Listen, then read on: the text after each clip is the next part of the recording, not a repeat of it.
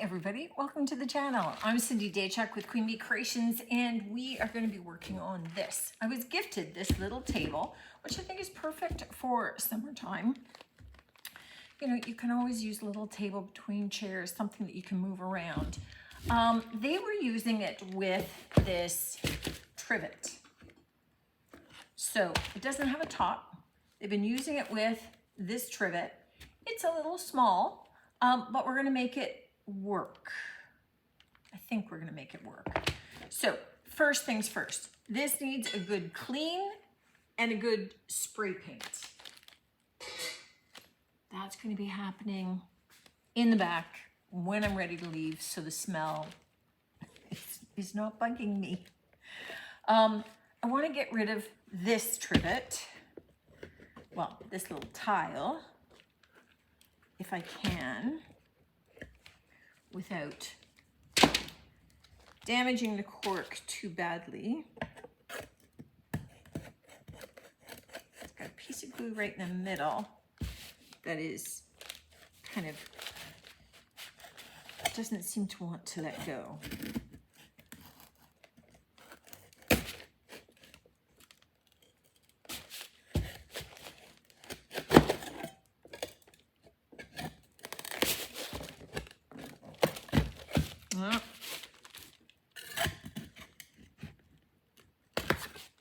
So that was a little easier said than actually done on that one. Well, I wonder if that's still workable. This is pretty flimsy, and I don't want to, okay. New attempt here.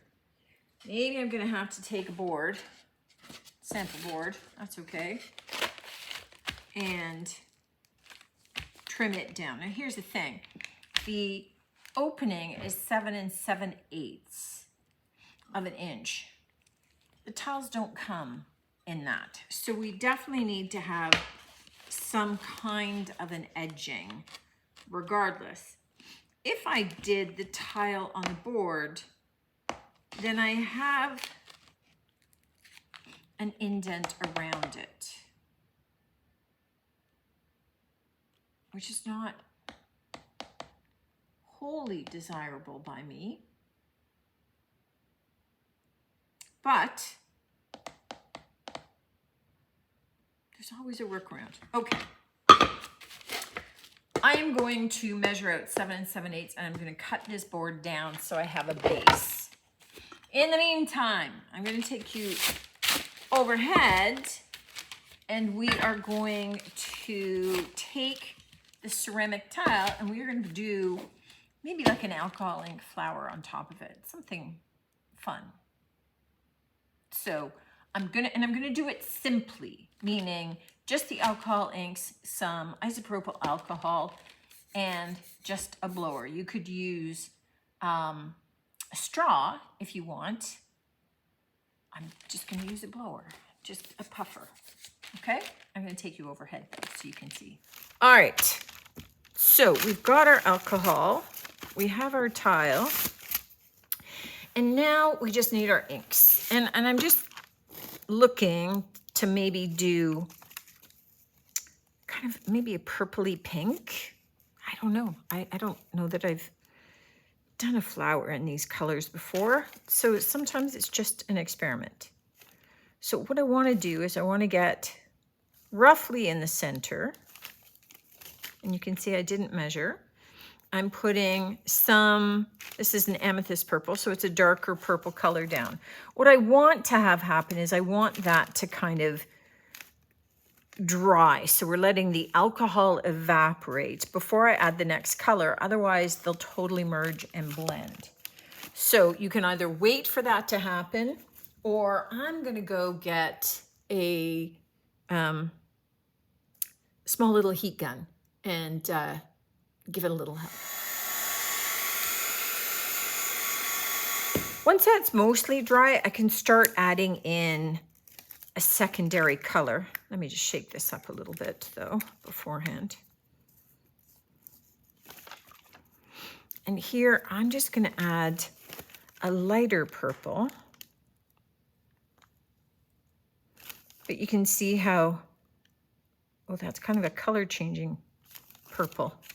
You can see how, because they weren't dry, they kind of blended. For this, it's going to be okay, but I'm going to make this dry now. Okay. And just, we're going to still be adding more colors, but this is just to start as we're developing it. This is kind of a light pink. It's called dragon fruit pink. And I'm going to put this in the middle. And to start with, we are going to take our alcohol and we're going to start with a bloom. I'm going to put it up here and drag it out in the direction I want it to go. And I'm going to start to blow my flower petal out there. And I'm going to just have a cloth handy to be able to wipe away. Don't worry that it doesn't look like much yet. We're going to be layering these petals. We're just getting color out. And unlike on paper, we will have to be adding more ink into the middle of our tray, right? Because it's not going to, it's going to slide off, right? We're just going to be blowing it off the edge.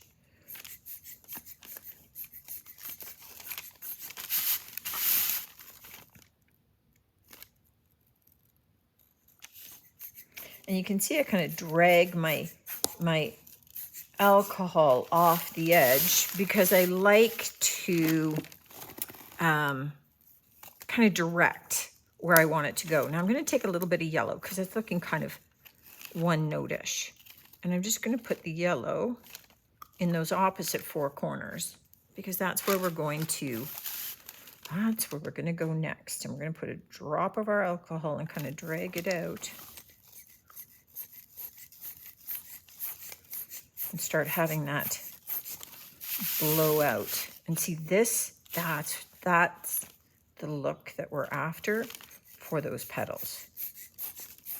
But we're just building up our layers right now.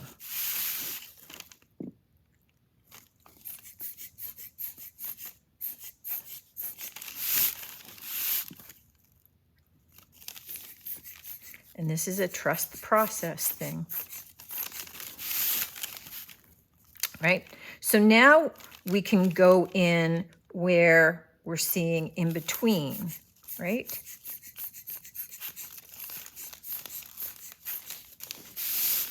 We're going to go in between these colors and drag it out. Let it bloom a bit and then blow that flower out. Let's maybe smooth that out a little bit. That alcohol re-engages, reactivates those inks. Oops, sorry, bumped you a little. So nothing is set in stone. If we really didn't like this, we could douse the whole thing with alcohol, wipe it off, and go again. And you see I'm alternating just because I just did a wet batch right beside here, so I was letting that dry out a little bit. And then let's come back to that.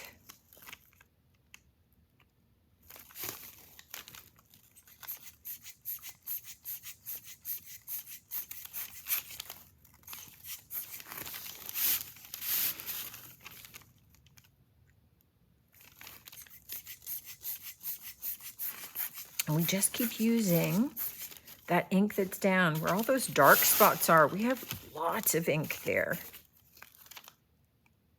And just try and work from that center out. And just keep working your way around.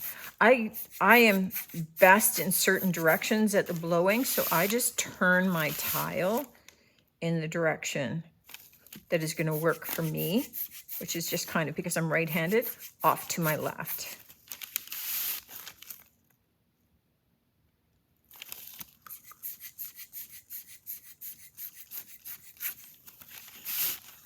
So you see how now it's starting to smooth out a little bit? we're starting to be able to fill in the gaps, get more of our petals happening. And we can add more ink into the center as it starts to empty out of ink if we need to get more of our flower kind of smoothing out. And you can kind of direct your petals where you don't have petals going, so you can start to fill in the gaps a little bit. You're telling it where you want it to flow a little. So you start to fill in some of those white spaces. We're starting to soften it out a little bit.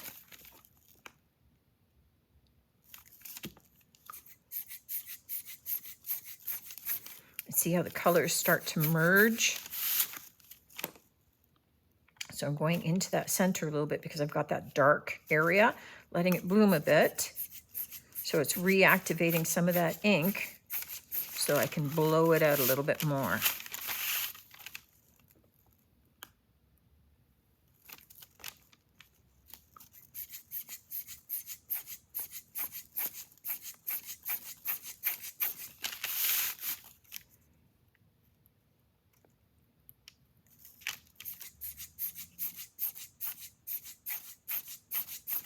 And as you start to define that center a little bit, you can start using that a little bit more to highlight where some of those last petals are coming from.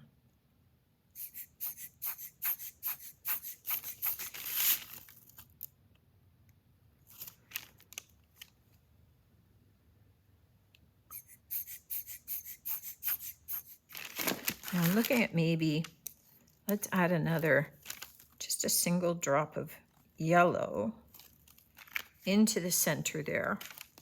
Let it sit a bit and expand. It's kind of reactivating with some of those other inks. You can see it start to spread and bloom a little. And then let's start pulling that down a little bit. Lighten up the center of our flower just a bit.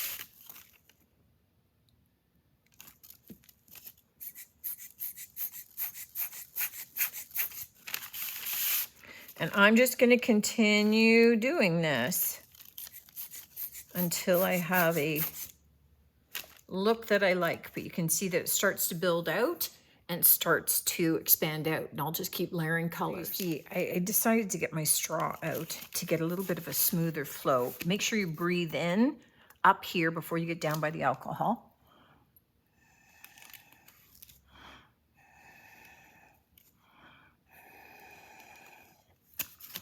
You can see it goes into slightly wider petal looks here. Letting it bloom.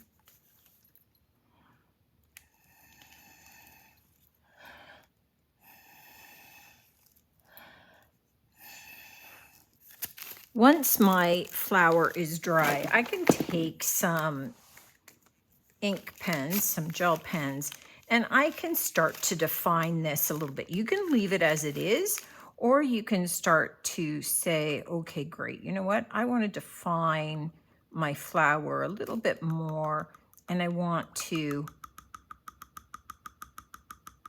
give it a more defined center.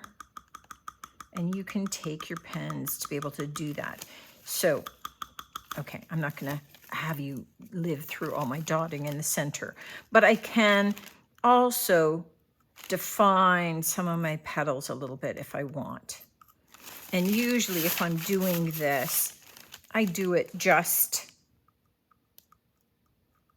at the top, and you want to go light so that you're not scraping the ink off of the tile. And you will have to clean your pen off periodically.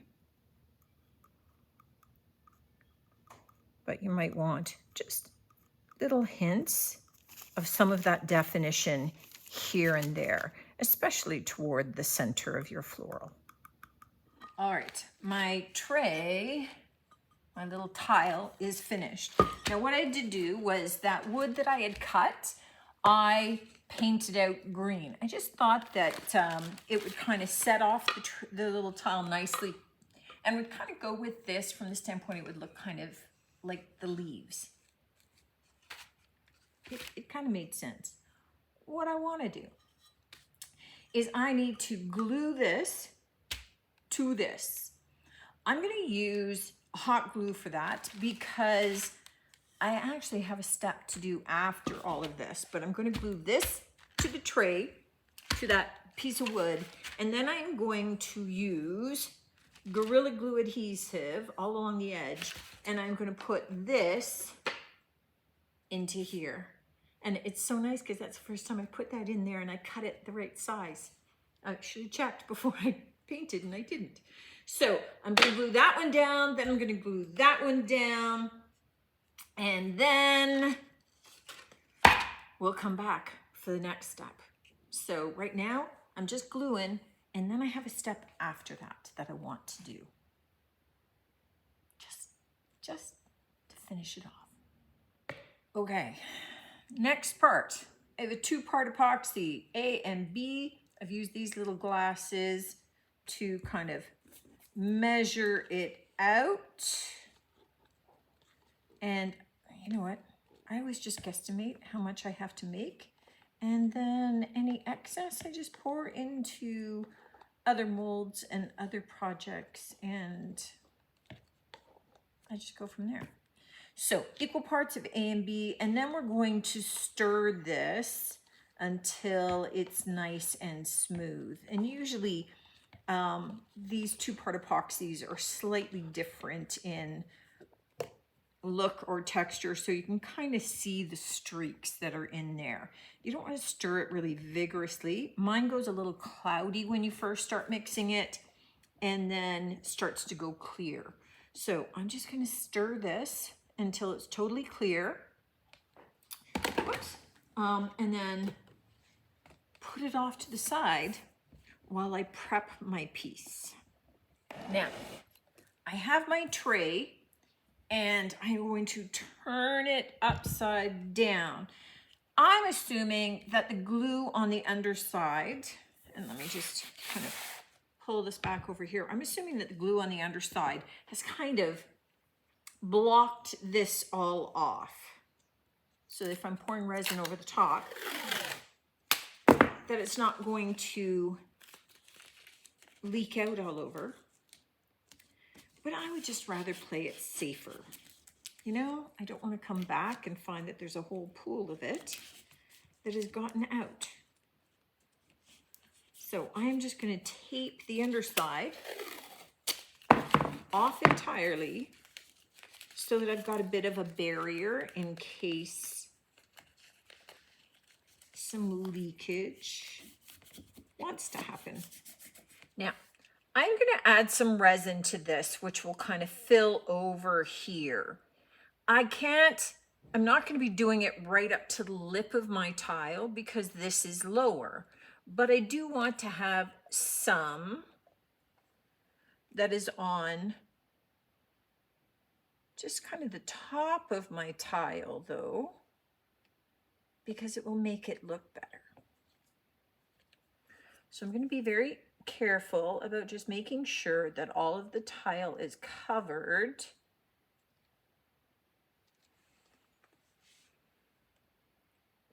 And that it just starts to go out to all the edges.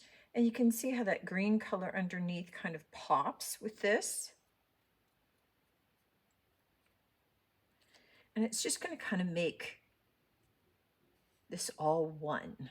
It's going to become just one piece.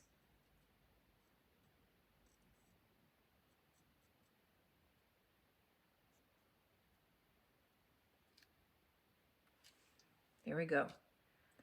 And that is good, apart from the fact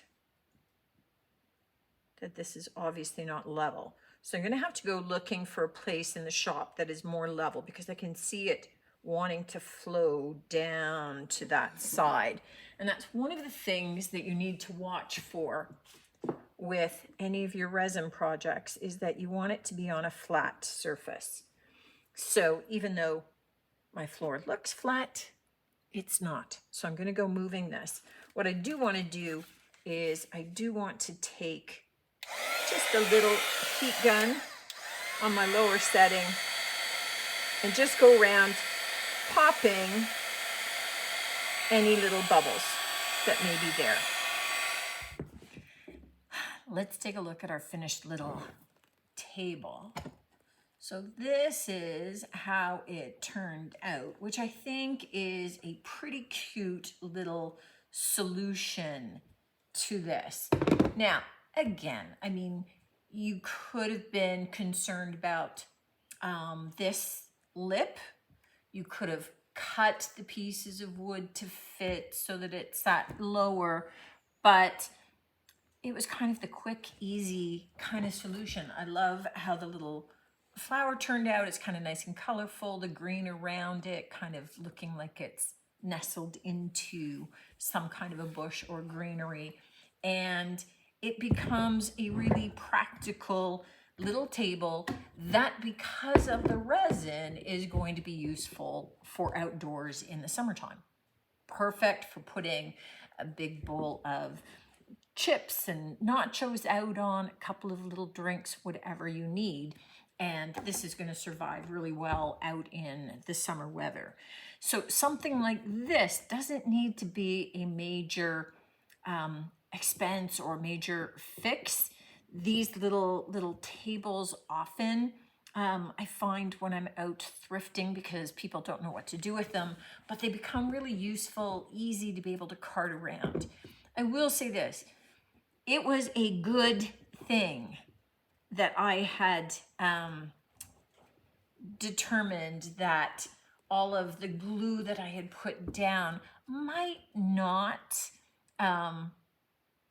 block 100% the seepage of the resin, because it didn't. It was good that I had put that tape around it, because I did end up with one or two little spots where I could see some of the resin dripping out, and I had to quickly kind of seal it up.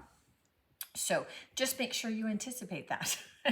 And, you know, either, you know, I could have maybe used some caulking, some of the plastic caulking around the edging helped, and then inset the wood piece down into it. That would have been helpful. Probably I would do something like that in the future, just to make it easier on myself. But it was a quick little fix, kind of a cute little fix, and one that certainly makes this a lovely usable product, more so than just having that cork trivet inset into it. Let me know what you think of this one, guys. Always love hearing from you, and looking forward to seeing you on the next one. Until then, take care.